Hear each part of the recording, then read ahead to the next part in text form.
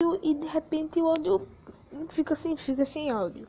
Você vai vir aqui, ó, aí vai ter que instalar esse aplicativozinho aqui, que eu me esqueci o nome, então eu vou ter que pesquisar aqui onde é que tá aqui, deixa eu ver. Pronto. Aqui.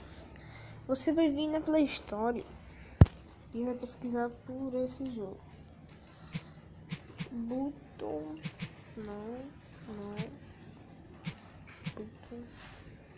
Não.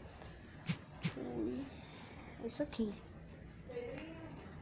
Galera, você vai estar instalando esse aplicativo, tá bom? E depois desse aplicativo,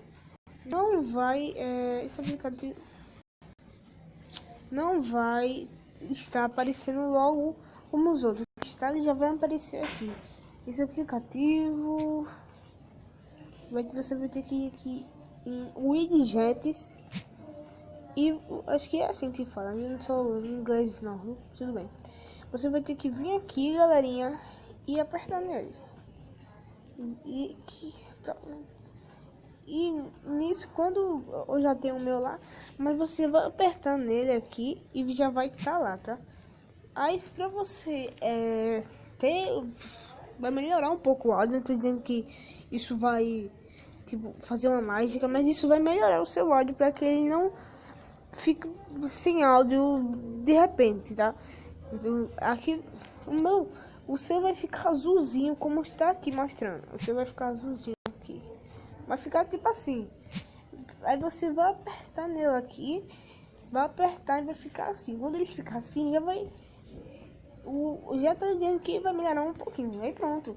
Vai ficar assim, aí pronto. Não precisa mexer mais nada, que ele já vai estar melhorando assim, tá?